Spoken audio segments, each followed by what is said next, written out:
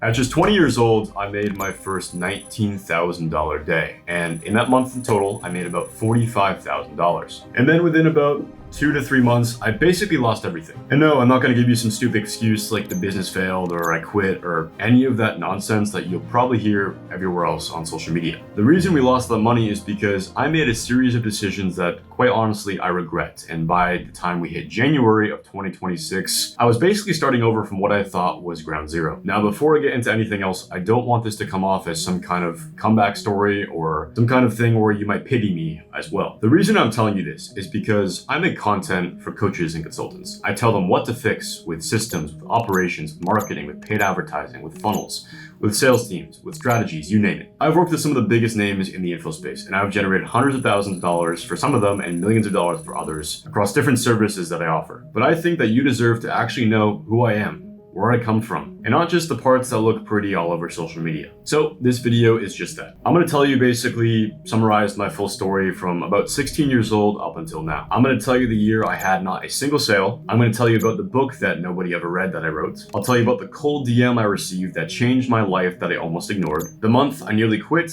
and then the moment that I lost almost everything. And also on top of that, what I actually believe about all of it now that I'm looking back at 21 years old. I'm pretty excited for this one because I haven't really told anybody about me super in depth as much as I should. So without further ado, let me start at the beginning. At 16 years old, I started my first drop shipping store with a business partner. And it wasn't really anything revolutionary. It was just a branded clothing brand that we decided to start back when I was in high school. And I had this grand vision for it. It wasn't just supposed to be a clothing brand. It was meant to be some kind of self-development brand, something that stood for something. And I had this whole story in my head about what this thing could possibly become. From the moment I was born, I've always been creative, and I've always sought creative outlets to let my creativity out. But fully transparently, the product we were selling, the branded drop shipping clothes, were not very good. At this time, and I mean still now as well, there was so much competition in the clothing market, and the product we were selling genuinely wasn't that quality because it was drop shipped. There wasn't many changes we could make to the garments, and we didn't have very much money at the time because we were just 16 and 17-year-olds in high school about ready to go to college. But quite frankly, I couldn't really see that the product itself wasn't very good. I mean, I was super new to business, I had no understanding of how business really worked, and quite frankly, I was so locked in on the vision of what this brand could become that I wasn't really focused on driving the needle forward. For example, I'd spend hours perfecting the website every single day, trying to make pointless changes, trying to get the colors right or the sections right or something else to look right. Maybe I was tweaking the copywriting a little bit, and I was genuinely telling myself that I was building something, but I wasn't building something at all. I was just wasting my time. There's a version of work that feels like work but produces nothing. And that was honestly most of what I was doing. We didn't really have any money for ad spend, and we didn't really have the drive to go out and meet people and talk about the product in the open market. We didn't understand how to actually drive sales. And we were just spending the majority of our money on subscription costs and funding Instagram boosted posts because neither of us actually knew how to run proper ads. And then eventually a full year passed from the time of starting the brand, and we had not one single sale from someone that we didn't actually know. And the thing I remember most about that year wasn't about the frustration of not making any sales. It's that I genuinely kept going and trying to make it work anyways. But both of us knew from the bottom of our hearts that it wasn't the thing that was going to make us wealthy. I just didn't really want to accept that it wouldn't do that because I was so hell-bent on these red pill videos and trying to get rich quick at 16 and 17 years old. But again, I didn't really know the basic foundations of business. There's some kind of version of stubbornness that's actually just fear of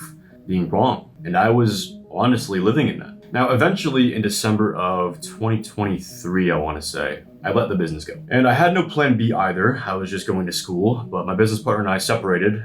We're still friends today, but he stayed in the same town and I moved across the country to go to college. And neither of us had the budget or the time to make that business work. And quite honestly, I kind of realized that I was putting more time into it as well than he was, and it wasn't really fair to either of us. So if you're running a business of any kind, at some point you have to be honest with yourself about what's actually working and what's not. So as I said, by that time I was in college. It was my freshman year, so I just went back to pretty much just being a normal person, a normal kid. I do genuinely want to talk about college in this video. It's very, very important to me because most of the stuff you see on social media as well, college gets flattened into this I dropped out to pursue my dreams kind of narrative. And ultimately it's not really true of what happened to me. In summary, I finished my freshman year and then I finished my sophomore year as well. And the only reason I did that was because I was scared of, I guess, what it would mean to leave when I didn't have a backup plan of something else working. Of course, as well, my parents wanted me to go to school and I just didn't really have it in me to rebel and go against them. Even though I knew from the bottom of my heart that school wasn't right for me. I'm not saying this is for everybody, but I felt like I was wasting my time and it just wasn't for me. I didn't have it in me to tell my parents that it wasn't for me. They're quite old school. They're used to getting a college degree, joining the workforce, doing all these kinds of things that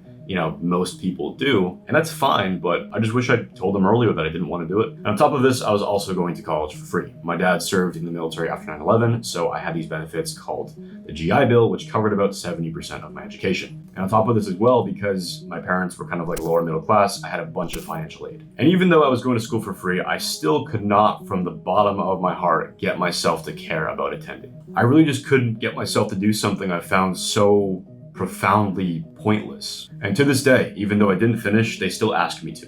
And I understand why. If I was in their position, if I didn't know anything about today's markets, I would too. But I know me better than they know me. So anyways, without rambling too much, I took a job in my sophomore year of college at King Soopers, which is this grocery store in Colorado. I was one of those e-com cart drivers you see at those Target locations where they kind of go around the store with the shopping cart, pick up online orders, and then serve it in the cars after they bring it to the back rooms. Every single day, I just hated my life. I was just wondering how I could get myself out of this situation, save enough money, make something of myself to get the fuck out of here and do something with my life that I actually cared about. But the thing was that I didn't know what I wanted to do. I had no clue about business. I didn't know about anything outside of college. Even though I thought myself smart, I didn't have the balls or the courage to really step out of my comfort zone and make something for myself. The entire time in work, I would just have one earbud in, listening to business podcasts, thinking about how to make more money on every single shift. I would bring some kind of business books to work and read them at lunch. Or sometimes I'd watch these Iman Gadzhi or Alex Hormozi videos. And yeah, I knew exactly what I wanted. I knew I wanted to start a business, but I just had no clue how to get there. And then something in me kind of shifted. And then in July of 2024, I wrote a book.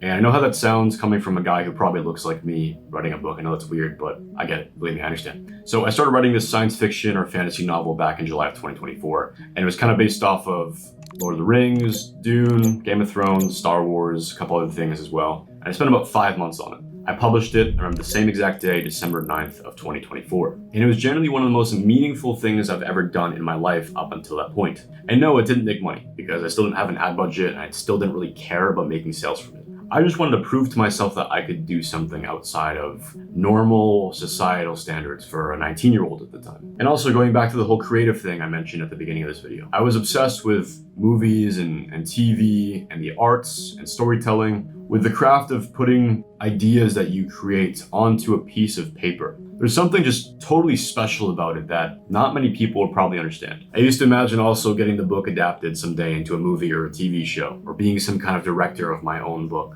into, a movie or a TV show. And that probably sounds naive, but it was a genuine dream that I had at the time. Then when I published that book and the world didn't respond, I wasn't devastated at all. If anything, I didn't really care too much. It was more so like quiet verification. I learned something from that project about doing something that you love versus doing something where you expect some kind of returns from it. I really did love writing that book. But at a certain point, I understood that love alone doesn't produce an outcome. You need to understand how to monetize a skill, not just have the skill, which is where the real story begins of when I started my business. In late December of 2024, I found somebody named Ben Bader. And if you're watching this video and you're in this industry somewhat, you understand who exactly Ben was. After publishing my book for a little bit of time, I was making some copywriting content thinking that maybe I could jump into that industry because I had just had the credentials of writing a book at 19. So I was trying to figure out how I could turn copywriting into a real business. And then Ben's videos showed up on my feed. And what Ben was saying was that the skill that I already possessed, which was writing, persuasion, and communication, could be turned into something that could be actually scaled. This is where we get into the whole business model of growth operating. Building systems for clients. Being the person who sat inside of somebody else's business and was the one responsible for making it run properly. So I got on a call with one of his closers in late December and bought into the Artisan Lab for $5,000 of my own money, which I didn't have. Now, I didn't even understand the business model fully yet, but what I did understand was that people in my network, in my age range, were making 5 to 6 figures a month running their own business. And I, quite frankly, was not. I was very, very broke at the time, and I felt like I was being left behind. I didn't want to be that one person in the friend group that wouldn't make it. Even though I just felt like I had the most drive out of anybody else in my friend group, I was the same age as my friends, and they were making so much more money than me doing something else, whether it was SMMA, dropshipping, trading, Amazon FBA, growth operating as well. I was that one guy who was just writing a book and I had no money. Now, when I bought into that program, there was genuine excitement in doing that because I knew from the bottom of my heart that I could make something of myself. But there was also fear as well, like I said, of just being that person who still didn't make it after anything that I tried. Because at the time, I thought business was a risk that wasn't worth taking. If it all failed, then I truly had nothing else left. But still, I had this false sense of confidence in my subconscious, in my gut, that I truly believed that I could make this money back. So I rushed through all of the Artisan Labs content, asked as many questions as I could, and as soon as I could, I started doing outreach. And from December until the 1st of February, I had no results at all. I was still at King Soopers, and then eventually I transferred over to work at GNC. I tried to work every single shift that I could get, and then every single hour outside of school and outside of working at GNC, I was spending inside of the business. I had that burning feeling that you want something so badly that you're scared of what it means if it didn't work out. And you can't tell anymore if your belief is real or if you're just too afraid to face the alternative. And I think both of those were true at the same time for months. Then, February 1st of 2025, my now business partner, Benz, sent me a DM on Instagram. We had 0 mutual followers together and he had pretty much no presence on Instagram. My first real instinct when I saw that message was just to ignore it. And honestly, I think at the time, the only reason I didn't was because I didn't get very many DMs at the time. I wasn't pitched very much and I was willing to hear him out of what he had to say. He had some results on his page. He had some client work he's already done. And after he pitched me and it wasn't something that I needed at the time, we actually had a conversation and we decided to be business partners. At the time, and still not now to be honest, Benz, if you're watching this, his English wasn't very good. He needed somebody who could write, who could take sales calls, and also somebody who could create content as well. And I needed somebody who could help me do outreach because I hated it so much. And also somebody who could build funnels, basically designing and developing, because I didn't know anything about that world at the time. We were kind of like two puzzle pieces that fit together without us realizing it at the time. And what's so crazy about this is Benz and I still talk about this. But he didn't want to pitch me at all. He had no idea that I was going to respond to his message. In fact, he thought I wouldn't. He knew I wasn't going to buy whatever he was selling, but something in him still told him to reach out to me. He'd sent so many messages before. He saw that I had a website already for my copywriting business. He knew that I wouldn't be able to be a sale for him. Yet he still chose. Something in him still told him, one more rep, it's all it's gonna take. And that one decision to reach out to me with that slight chance that I would respond turned into every single thing that you see today. And if that alone doesn't tell you that God is real, then I don't know what does. After Benz and I became business partners, we texted for literally hours a day on WhatsApp. We were on constant calls up till like 4 or 5 a.m. even when I had school the next day. We were both doing outreach and then I was doing content and I was also doing copywriting for the funnels that he was building. And both of us were trying to absorb as much information and learn as fast as we could. This was spring and also the early summer of 2025. We had still never met in person, and yet we were still building something incredible together with every single time zone difference between us, on calls and on voice notes for months. And then March happened, right? A month into the partnership, we still were not getting the results that we expected. I felt like I was doing every single thing that I was supposed to be doing, and nothing, and I mean nothing, was coming back. I started to feel like I was wasting my time. Like maybe this whole thing wasn't going to work out. Like maybe I'd made a mistake buying Ben Bader's course. Maybe I'd made a mistake partnering. Maybe I'd made a mistake thinking I could do this at all. And in March and April as well, I was this close to quitting. But what kept me going was Ben's. He kept on saying that it was God who was testing us. And I kept telling myself that over time until eventually I really started to believe it. And I became far more religious in that stretch of time. So much so that I think it was June or July of 2025, I made the decision to convert to Christianity officially. And then I also kept going because he kept going. I didn't want to be the first one to quit. I'm competitive by nature, and I just would not let that happen. But then again, there's something to be said for somebody who's next to you who won't stop, because it makes it very difficult to allow yourself to. And then May of 2025, we finally signed our first client. Things still were not going the way they wanted to, but we had one of our first clients finally pay in upfront, even while we were still doubting whether this would even work. But that one payment alone meant something far more than just money. Now, fast forward a little bit again. In August, I quit my job officially at GNC, and I booked a flight to Bali. And after I was there in Bali for about 3 weeks, Benz came as well, and we finally met for the first time in months after speaking on WhatsApp. I'm not gonna lie, the first conversation we had together was pretty weird. We'd been talking every single day for hours on WhatsApp for months, and finally we were in the same room together. And neither of us really knew how to act. Within a few days though, it was completely normal. Benz was my brother, and we'd wake up, we'd go to the gym, we'd come back, we'd work. Maybe some nights we'd go out, have a little bit of fun, work some more, and then go to sleep. For a couple months at least, our rhythms were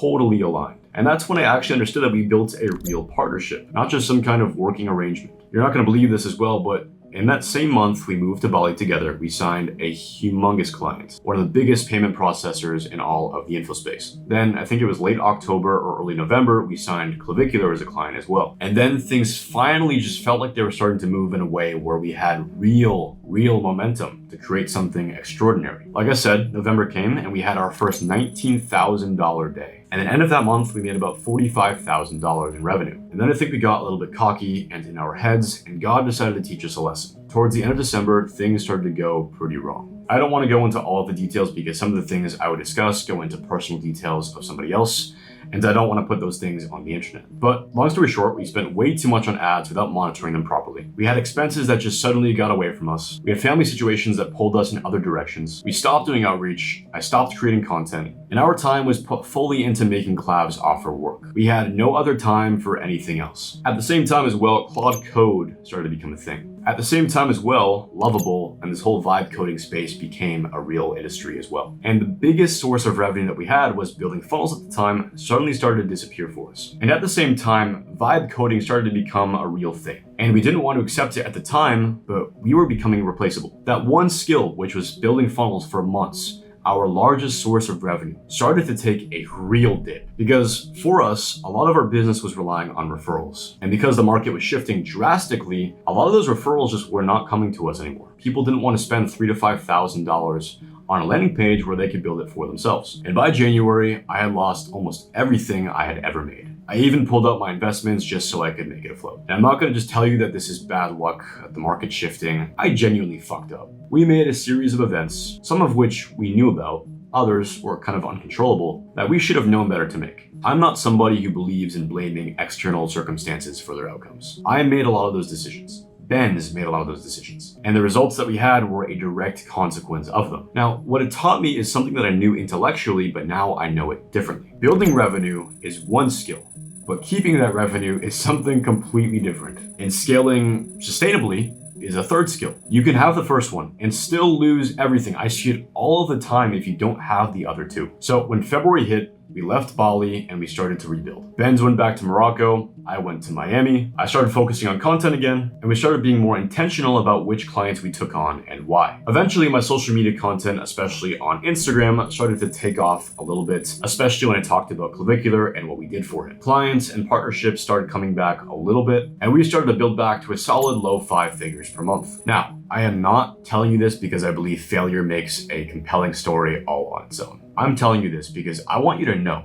that where I am now is not a straight line from nowhere to here. It's a specific sequence of attempts and near failures and near quits and losses and things learned too late and things learned just in time. I'm only 21 years old. There is a lot more to my story that hasn't even happened yet. But that's the version that has, as honestly as I know how to tell it. Now, if you're somewhere in the middle of your own version of what I just described, I don't have a clean takeaway for you. What I can say is that March of 2024 was real, and I almost didn't get past it. And the thing that kept me going was a combination of faith, a person who didn't quit next to me, and me not wanting to be the one that quit first. Unfortunately, none of those things you can really bottle or teach. You have to experience them firsthand to truly understand what they mean. But even though you can't teach them, those are the things that actually mattered, especially when the results weren't there. If this video was useful to you or you resonated with any part of it whatsoever, make sure to subscribe. I put out content on this channel about what it actually takes to scale a coaching business, from the systems, the sales teams, the operations, the marketing, the advertising, every single thing we're talking about on this channel. And if you run a coaching business and you want to talk about what it means to have the right infrastructure and the right systems placed into your business, into your specific situation, you can book a call with me